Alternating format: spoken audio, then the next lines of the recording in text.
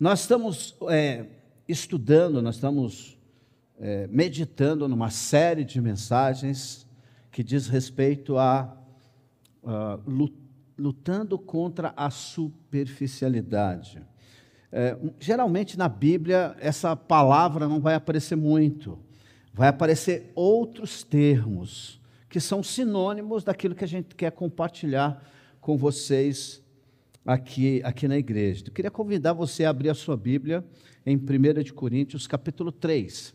A superficialidade e as suas implicações. Domingo passado a gente viu os perigos da superficialidade. Hoje nós vamos ver as implicações. Quais são, os resultados que a superficialidade pode causar na minha vida e na sua, e o impacto que isso pode causar na efetividade da sua presença na sociedade onde você vive. A gente vai ler os versos de 1 a 4, tá bom? 1 Coríntios capítulo 3, versos de 1 a 4. O texto diz assim: Irmãos, quando estive com vocês, eu não pude lhes falar como a pessoas espirituais, mas como se pertencesse a este mundo ou fossem crianças em Cristo. Eu tive que alimentá-los com leite, não com alimento sólido, pois não estavam aptos para receber o alimento sólido.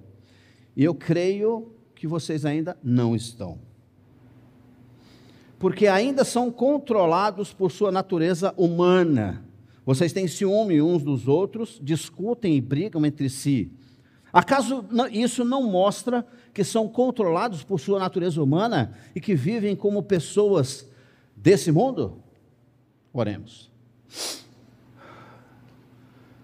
Amado e bendito Deus, nós pedimos, ó Pai, encarecidamente, que o Teu Espírito Santo venha abrir as nossas mentes e preparar o nosso coração para aquilo que o Senhor quer falar com a Tua igreja, com o Teu povo, nessa noite, nesse lugar, e aqueles, ó Deus, que nos visitam e que participam conosco por meio da internet. Que o Senhor nos alcance com a Tua graça e fale poderosamente ao Teu povo, à Tua igreja. Nessa noite nós oramos em nome de Jesus. Amém.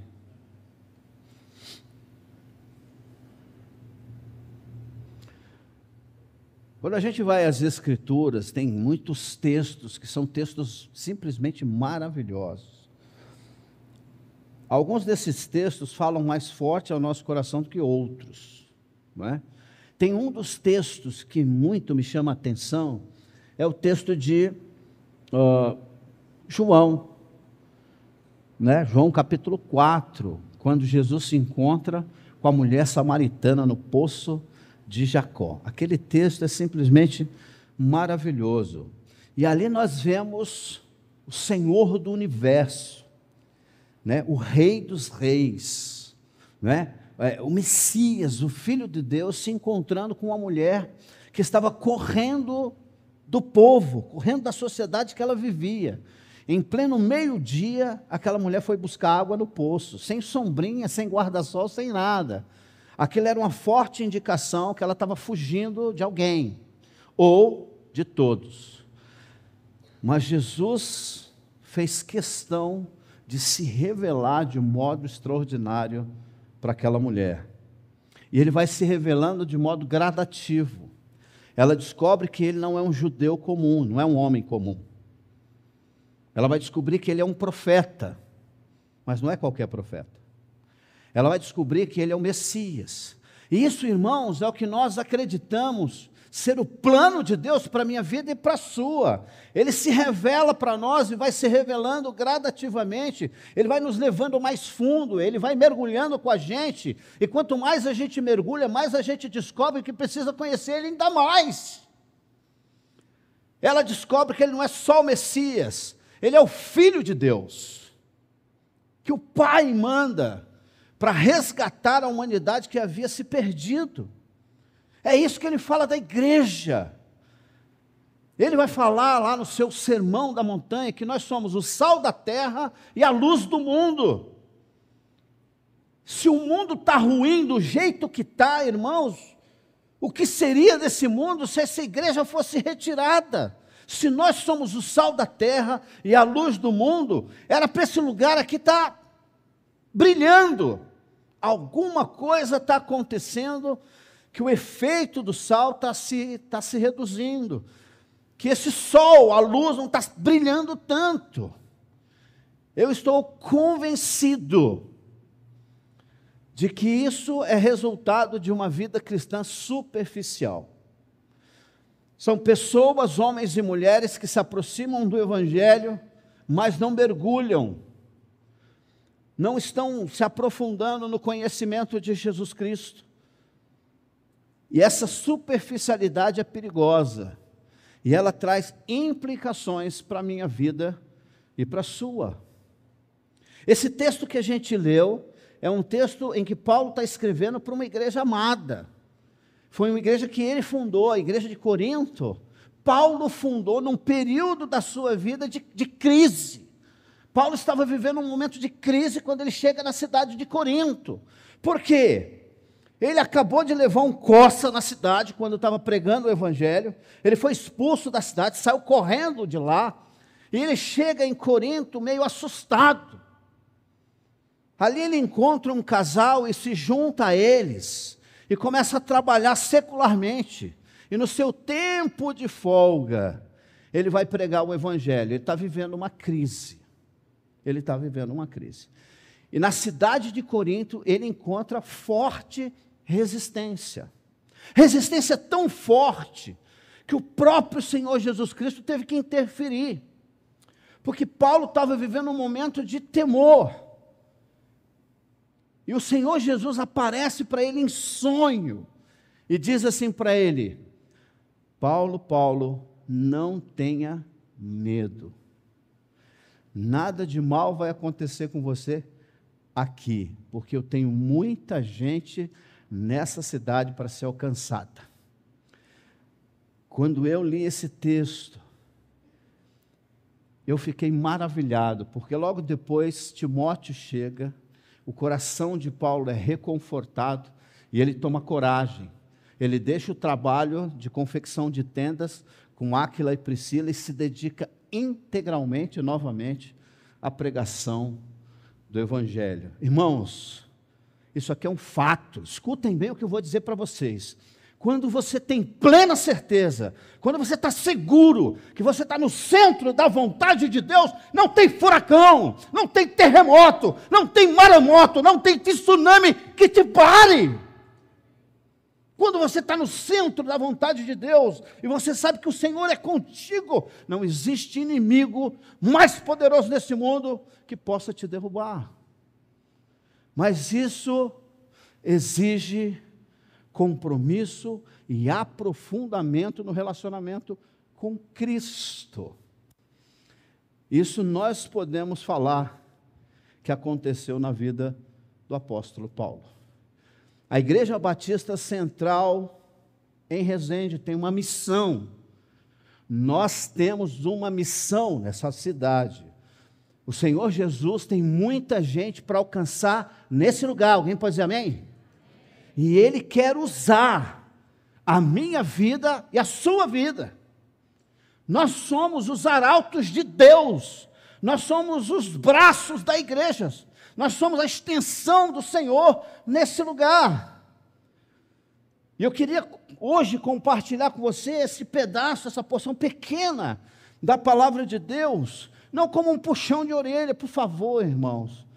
Está longe do meu feitio querer puxar a sua orelha. Não, mas é minha tarefa, é minha responsabilidade como pastor, mostrar para vocês o seguinte, que Deus tem expectativas a seu respeito, Deus tem uma visão, Ele tem uma esperança, Ele tem o desejo de que você seja um poderoso guerreiro nas mãos do Senhor.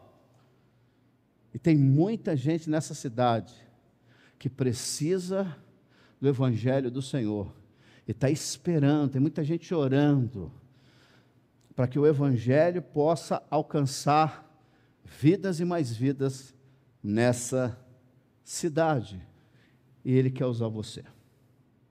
Faltou o amém, né?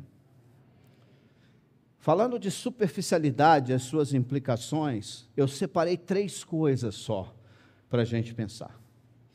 E lendo esses 4 versos, a primeira impressão que eu tenho aqui, a primeira coisa que eu descubro nesse texto, é que a superficialidade inibe o crescimento espiritual do povo de Deus. Quanto mais superficial você é, mais raquítico você se torna.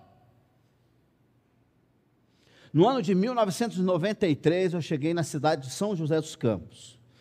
Eu estava vindo de Garanhuns, Pernambuco, atendendo a um chamado missionário. A Bolívia estava precisando de Jesus. E uma agência missionária em São José dos Campos estava recrutando missionários. Eu saio de Garanhuns para São José dos Campos. E naquele período, um grupo de missionários estava voltando da Bolívia. E o que eu vi me deixou assustado. Eles haviam levantado o sustento, e durante os 6 meses que eles ficaram lá, grande parte dos mantenedores haviam voltado para trás. E aqueles homens e mulheres que se comprometeram em sustentar os missionários lá, por alguma razão que eu desconheço, cortaram o sustento. Uma família muito querida, amigos do peito, eles tinham 2 filhas. Aliás, 2 filhos, um casal. E era uma criança de leite, a Sarinha, de colo. E não tinha mais dinheiro para comprar leite para eles tomarem. Então, durante 3 meses na Bolívia, as crianças foram alimentadas com quissuco. Quem lembra aqui do quissuco? Você lembra, Marcelo, do quissuco? Aquele de morango, você já tomou de morango? O de morango é sensacional. Você toma o de morango e fica o bigodinho vermelho, não é assim? Do quissuco. Durante 3 meses, eles não tomaram leite. Eles tomaram quissuco na mamadeira. E aí começaram a ver os problemas de saúde, porque desnutridos, eles não conseguiam resistir a pequenas bactérias, o vírus mais fracos que tinha bateram as crianças, e eles tiveram que voltar urgentemente para o Brasil. Irmãos, quando a gente fala de superficialidade, a gente está falando de ser nutrido ou não. E Paulo vai dizer que a comunidade de Corinto não podia ser alimentada com alimento sólido, eles precisavam de leite. Agora, a nossa geração, essa geração do século 21, é uma geração que não está tomando nem leite. É gente que está sendo nutrido por quissuco. É gente que não está se alimentando, ainda que tenha o alimento abundante à sua disposição. O que Paulo está dizendo para aquela igreja, e eu penso que isso se aplica a mim e a você, aqui agora no século 21, é que a superficialidade, ela inibe o crescimento espiritual e pode até fazer atrofiar a sua vida de alguma forma. Paulo está dizendo mais tarde, o autor de Hebreus vai dizer assim: olha, quando vocês eram para estar no doutorado, vocês ainda estão discutindo e debatendo assuntos elementares da vida cristã. Não é difícil a gente encontrar gente de 10, 15, 20 anos de igreja que nunca leram a Bíblia uma vez sequer, de capa a capa. E eu nem vou perguntar quantos aqui já fizeram isso. Mas para mim, a minha sogra continua sendo uma inspiração. Ela terminou a 52ª leitura da Bíblia dela e começou a 53ª. O que isso diz para mim e para você? Que se nós negligenciarmos a palavra de Deus e desenvolvermos ou deixarmos de desenvolver um relacionamento íntimo e profundo com Cristo, seguramente nós vamos ter uma vida cristã debilitada. Qualquer investida que o inimigo puder lançar sobre a sua vida, a probabilidade dele ter sucesso é muito grande quando você está fraco e desnutrido. A superficialidade pode trazer para mim e para você um retardamento na nossa maturidade cristã. É interessante isso, sabe por quê? Eu sou professor de seminário há muitos anos, e o processo dos seminaristas é muito jóia, muito jóia. O seminarista, quando chega no primeiro ano, que começa a descobrir algumas doutrinas profundas e tal, ele chega na igreja dele achando que ele é o apóstolo Paulo. O seminarista de primeiro ano, ele está com todo o gás, ele chega e tal, e quer discutir teologia com todo mundo. Não são poucos os casos de seminaristas que vão ao gabinete do pastor para sabatinar o pastor. Eu conheci um seminarista que ele estava indignado com o pastor dele, porque ele acreditava, e ele jurava de pé junto, que ele conhecia mais a Bíblia do que o pastor. Aluno de primeiro ano. Quando ele chega no segundo ano, ele diz assim: rapaz, não é bem assim. Não é bem assim. Eu pensei que eu conhecia muito, mas na medida em que eu estou mergulhando, estou vendo que o fundo é mais profundo. Quando ele chega no terceiro ano, ele começa a roer as unhas. E ele começa a ficar preocupado. 4 anos não é suficiente para tudo aquilo que eu preciso. E o seminarista honesto, o seminarista que realmente foi chamado e é vocacionado para servir o Senhor, quando chega no 4º ano, ele está desesperado. Ele não quer que termine o curso. Por quê? Porque ele se sente um indulto. Ele é uma criança de colo, ele precisa mais. Irmãos, o que Deus quer de mim, de você, é exatamente o mesmo. Que você, ao conhecer Jesus, experimentar Jesus, você não se contente com um gole.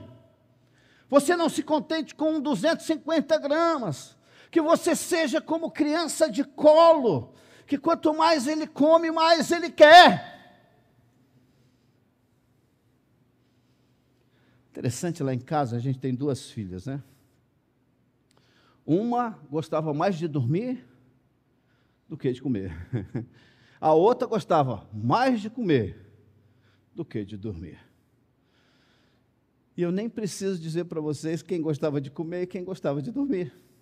Porque na medida em que vocês vão conhecendo as nossas filhas, vocês vão descobrindo o perfil. Uma é dorminhoca, a outra é agitada. Mas vocês só percebem essa diferença na medida em que vocês vão conhecendo elas melhor. Porque superficialmente você vai tirar uma conclusão errada. Quando a gente fala de vida cristã, de compromisso com Cristo, é isso que o Senhor espera de mim e de você. Desde que eu me converti, eu nunca mais parei de estudar. E, irmãos, às vezes eu me sinto numa sinuca de bico, porque eu preciso de mais, eu não sei onde encontrar mais, eu tenho que cavar, eu tenho que procurar, eu tenho que pesquisar. Por quê? O Deus a quem nós servimos, Ele é o El Shaddai. Ele é o Todo-Poderoso, Ele é o autossuficiente. O que a gente pode conhecer de Deus é muito pequeno comparado com aquilo que Ele é. Ele é mais. E quanto mais você descobre, mais você fica escandalizado com a grandeza desse Deus. Ele é maravilhoso. Mas a superficialidade pode inibir o seu crescimento, a sua maturidade. E mesmo que você passe anos e anos como membro de uma igreja, você pode ser encontrado como a igreja de Corinto. Porque Paulo vai dizer assim, ó: quando eu estive com vocês, Eu não pude alimentar vocês com alimento sólido. Eu tive que alimentar vocês com leite. Irmãos, eu não sei se vocês sabem, os seus filhos acabaram de descer para estudarem a Bíblia. E vocês vão ficar surpresos com o que eles vão estudar. Porque nós vamos dar doses cavalares da palavra de Deus na veia dos seus filhos. Amém, irmãos? E eu aconselho a vocês fazerem o mesmo, porque eles vão perguntar coisas para vocês. Eu espero que vocês saibam responder. Amém, irmãos? Nós estamos dando dose cavalar de Bíblia para os seus filhos lá embaixo. São pastores que estão ministrando para eles lá. Essa semana é um seminarista, a semana que vem é outro pastor, a outra semana é outro pastor, e nós vamos investir na vida dos seus filhos com a palavra de Deus.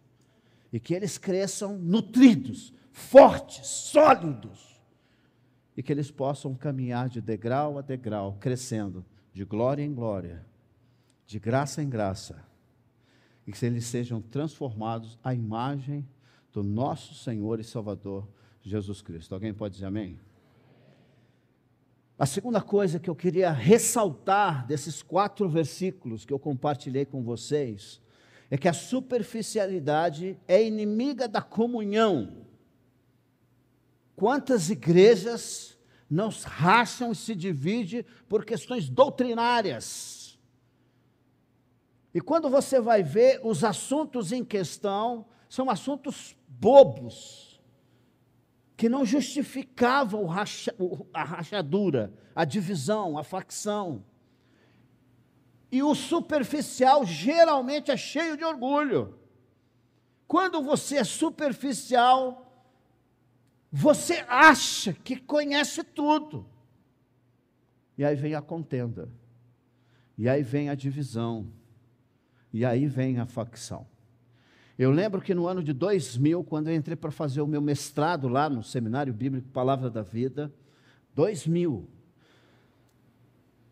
o professor que na época era o mentor do seminário, tinha acabado de terminar o doutorado dele no seminário de Dallas, nos Estados Unidos.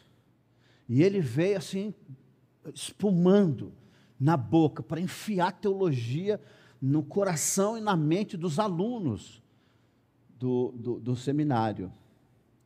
E era um homem de um conhecimento profundo. E a gente cavava e não chegava no fim do conhecimento do cidadão. E ele tomava café com a gente na mesa. Ele andava de chinelo junto com a gente. Ele não tinha esse negócio de coroa. Ele não tinha esse negócio de graduação, de visa. E na medida em que a gente vai descobrindo de Jesus, que a gente vai aprendendo de Jesus, a gente vai descobrindo que o fardo dele é leve. O jugo é leve, o fardo é suave. Ele tinha o conhecimento de todo o universo, porque ele criou o universo. Mas ele se humilhou, assumindo uma forma humana, a ponto de nascer numa manjedoura. Quanto mais você conhece a Deus, mais humilde você se torna. Quanto menos você conhece a Deus, quanto mais superficial é a sua teologia, mais arrogante você é. Nós estamos diante de uma igreja que conhecia pouco de Cristo, mas que se orgulhava dos seus dons, dos seus talentos, das suas habilidades. E Paulo escreve dizendo assim: a superficialidade de vocês tem tornado vocês inimigos da comunhão. Por isso, essa igreja está cheia de divisões e de facções. Graças a Deus, isso não é a verdade na Igreja Batista Central de Resende. Amém, irmãos? Nós somos diferentes uns dos outros. Somos diferentes. Mas nós fazemos parte de um mosaico lindíssimo, que o Senhor está pintando na minha vida e na sua. Amém, irmãos? Você sabe o que é um mosaico? Sabe o que é um mosaico? Femuel, você sabe o que é um mosaico? Aquelas vitrines lindíssimas, que é confeccionada com pedaços de vidro, de cores, tamanhos e formatos diferentes. Quando você entende o que é igreja, que o Senhor está edificando a sua própria igreja, e que você é um pedaço do mosaico, você não fica orgulhoso, você não fica olhando para o seu irmão e dizendo que ele é inferior a você, ou que a sua habilidade, capacidade, é superior a dele. Por quê? Porque você é um pedacinho de uma obra muito maior do que Deus está fazendo na terra e no céu. Amém, irmãos? E Ele está restaurando todas as coisas, na terra e no céu. E nós fazemos parte desse mosaico maravilhoso. Quanto mais maduro, quanto mais profundo, quanto mais aperfeiçoado nós somos, mais humildes nós nos tornamos. Quanto mais superficial, mais orgulhosos, mais facciosos, nós nos tornamos inimigos da comunhão. E por último, mas não menos importante, a superficialidade, ela torna você um crente inútil. Como assim, pastor? Olha só o que diz o verso 4. O verso 4 diz assim: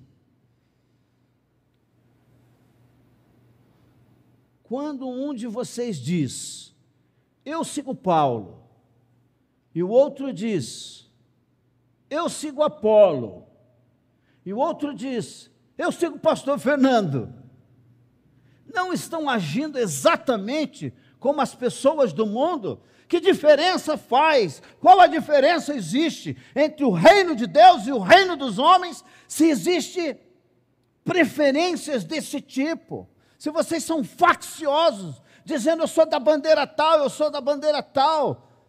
O que Paulo está tentando dizer para a igreja de Corinto, isso reflete sobre mim e você, é que a superficialidade é aquele tipo de coisa que não promove, que não contribui, que não faz diferença no mundo que nós estamos vivendo. O mundo espera ver Jesus. O mundo espera encontrar Jesus na minha vida e na sua. As pessoas passam por aqui e dizem aqui, para nós, Jesus pode ser encontrado nesse lugar.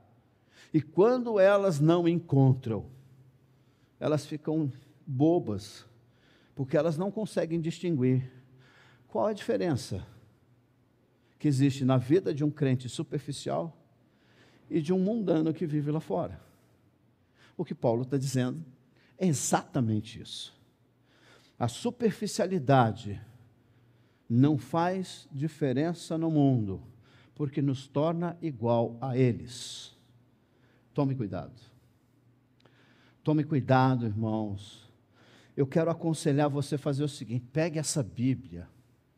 Se você não gosta de textos impresso, como o virtual, não é?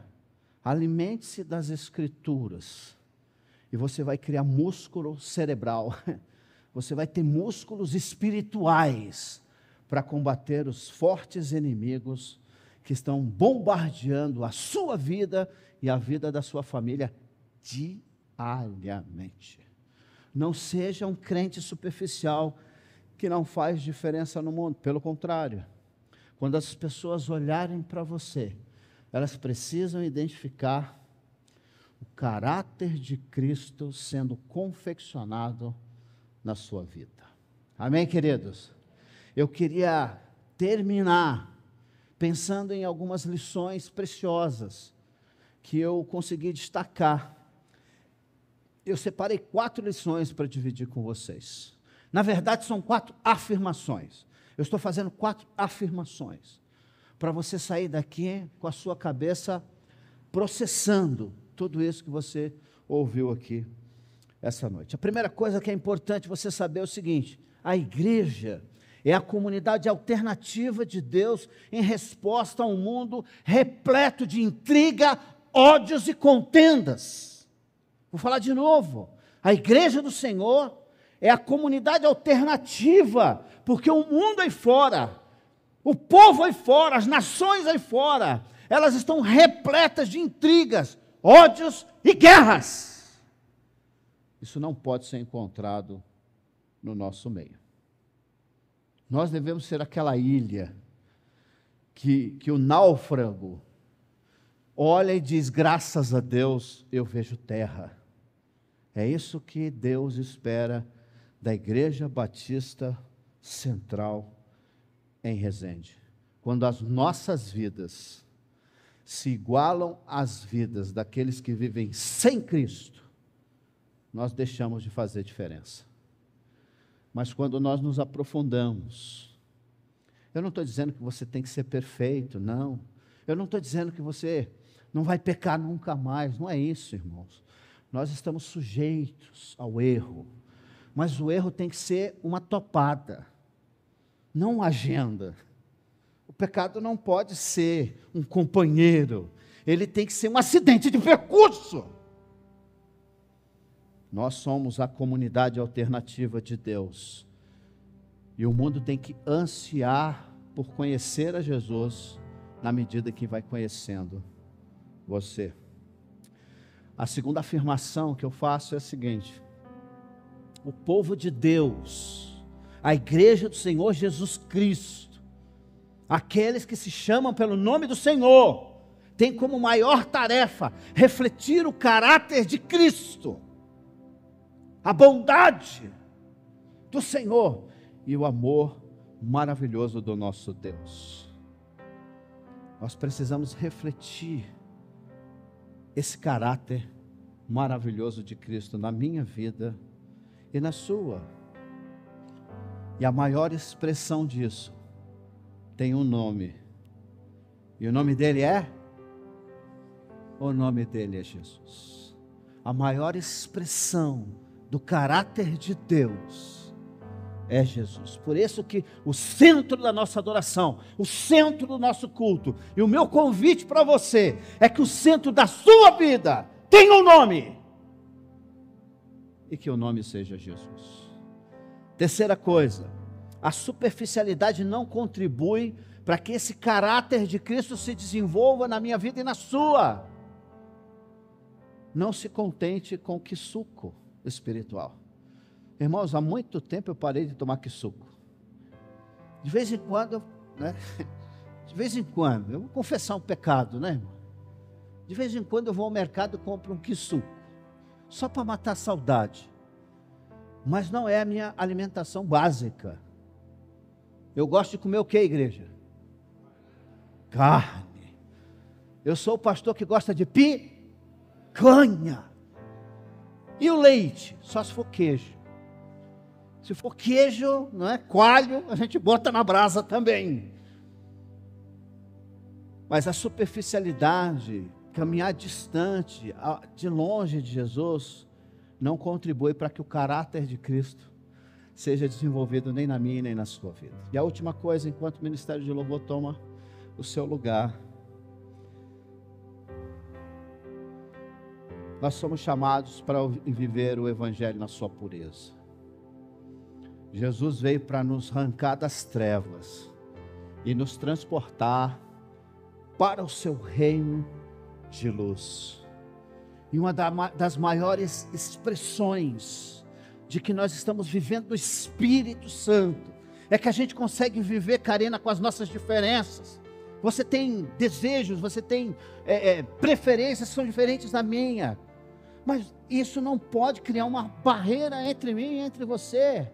Raquel, você ama um tipo de música, eu gosto de outro.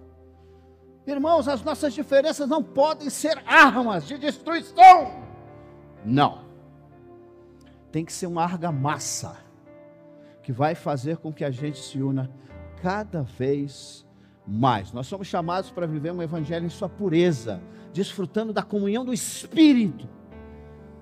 E aonde o Espírito Santo está, existe perdão.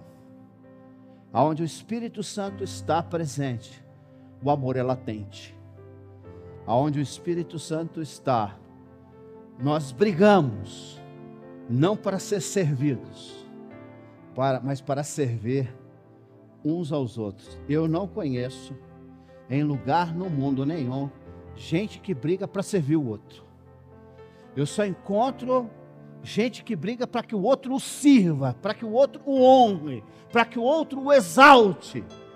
E o que Paulo está dizendo aqui para os coríntios é o seguinte: a superficialidade de vocês ela é evidente, todos conseguem ver as crianças que vocês são. Por quê? Porque está cheio de divisão, de facção e de gente querendo ser melhor que o outro no meio de vocês. Não foi para isso que nós fomos chamados. Nós fomos chamados pelo Senhor do Universo. E é interessantíssimo, um dos últimos atos do Senhor Jesus foi extraordinário. Ele disse assim: vocês me chamam de mestre, e vocês têm razão, eu sou. E ele vai, pega uma toalha, e coloca em torno da sua cintura, pega um pano, uma bacia com água, e começa a lavar os pés dos seus discípulos, um por um. Irmãos, aquele é o Rei dos Reis, Ele é o Senhor dos Senhores, e está lavando o pé dos seus discípulos. Um pescador, um cobrador de imposto, um membro de uma facção política, ele lava o pé um dos outros, e diz assim: se eu que sou mestre fez isso, vocês devem fazer isso uns com os outros, porque na medida em que vocês vão se amando uns aos outros, o mundo saberá que vocês são meus discípulos. Vamos ficar em pé? Vamos louvar ao Senhor. Fica conosco. Quero ir mais fundo. Quero ir mais fundo. Leva-me mais perto, onde eu te encontro.